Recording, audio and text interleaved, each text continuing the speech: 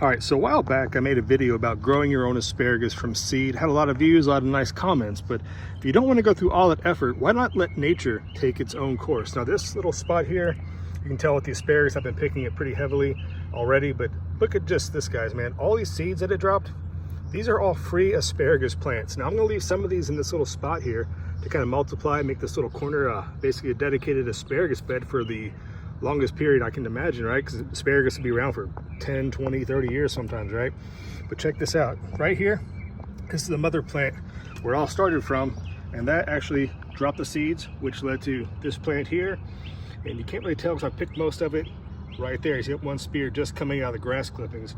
Now look at this, guys. If you wanted to, you could dig all these up and you could just make yourself a new asparagus bed. You could sell them, trade them, take them to farmers markets, you know, grow the plants out, do whatever you want, have an amazing harvest of asparagus for years and years to come. So what I'm gonna do here, guys, is just show you how easy it is to just dig up your own asparagus seeds, how to locate them, how to you know, just know what you're looking at, and just you know, give you some pointers on growing asparagus along the way.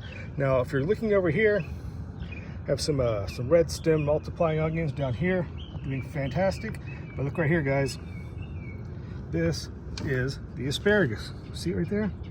That's what a baby asparagus looks like. If you've never grown it from seed, that is what it looks like. So I'm going to dig these up very gently and kind of show you how I'm going to go about transplanting these and just overall multiply my asparagus out.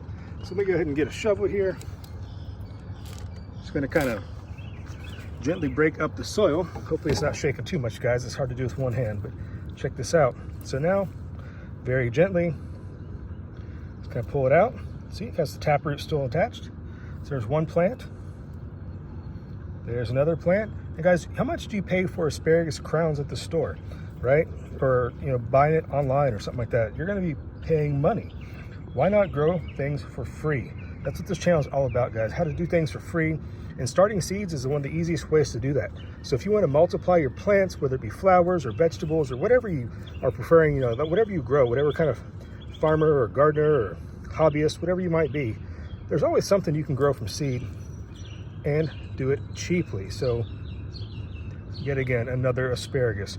So guys, this took me like what, a minute maybe, and I've already gotten 7, 8 little asparagus plants right there. And yes, you're going to say some of those might be male plants, some of those might be female plants, and you only want to have male plants in your commercial system. And that is true to some extent, which I've touched on before in previous videos. You do want to have a predominantly male colony or cluster or group or whatever in a field, because they will produce more spears and not be dedicated to flowering. But, you know, like I mentioned in my other video, it doesn't matter, guys. If you're a backyard person, how much asparagus do you really need?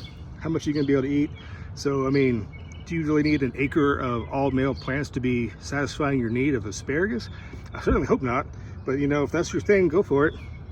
But look at this, guys. This one's already blooming. See that? That's what asparagus flowers are going to look like.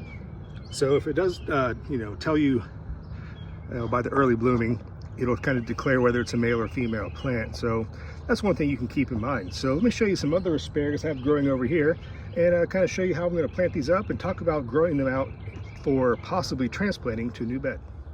So I just want to show you, look how massive some of these roots are already getting on these little babies. So this is actually a pretty good size root. You can be able to plant that out and do, you know, get your stuff going early. But I think this might actually be just from one actual seed, because look, there's only one crown right here already developing, which is already put on a second. Actually, in a third is, oh, sorry guys, in a third is actually starting to pop up. So yeah, definitely. This might be the way to go, guys. If you're short on space, short on time, and you don't mind waiting, dig up your own asparagus seedlings for an awesome start to help you get your garden going. So these right here might be a little bit too late to transplant. Now they're already pushing about 2 feet tall, guys, and you can see just the tip of the top right there. But yeah, so I recommend, if you're getting, you know, trying to get your own seedlings, when they get to this stage, it's kind of better if you just let them stay for the entire year and harvest them and then transplant them in the fall, which I'll show you an example of here in a second. But or if you really want to take this out, because these guys are going to have pretty established roots and do not like being transplanted while actively being growing, you're going to need to take a giant root ball for this. I'd recommend like me coming out to about here and digging down, as to not disturb anything on these roots, because they will not actually really like that too much. So let me show you some other interesting things going on here in the asparagus patch.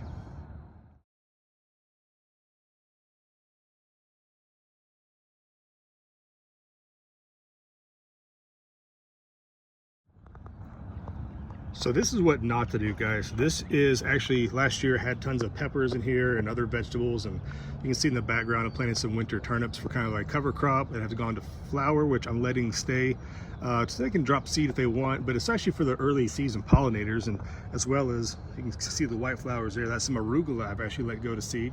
But I digress. Here in this bed, I had a baby asparagus last year I planted from seed. I just kind of put it here with the idea that I would let it grow out and I would harvest it in the fall and transplant it. So basically make my own, you know, asparagus crowns or roots, whatever, to transplant for an established plant that I could, you know, take to the farmer's market and sell, or you know, just trade, or just plant somewhere in my own property where I could have more asparagus. Now this is actually a French heirloom I got from Baker Creek Seeds. I don't know the name off the top of my head, but I'll leave a picture if I find one. But let me look at this, guys. Asparagus can very quickly establish itself. Now I bet you these roots right here probably extend, I'd say probably out to at least here by now. So I will definitely in the fall, once this thing goes dormant, be transplanting it for certain. But yeah, I've already taken a couple of big spears. I mean, look how big some of these are.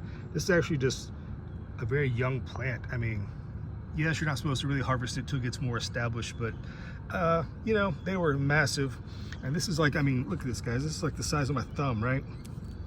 And it's super tender and juicy.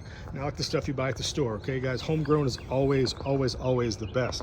So hopefully I helped you guys out. Just a little quick tutorial on harvesting your own asparagus seeds, or you can grow them from, you know, indoors and get a bigger head start on the season. But asparagus is a long game, guys. It's going to be 3 years before you harvest your first spears, and then it's going to be, you know, productive for 10 to 20 years after that. So do you need to be in a hurry? No.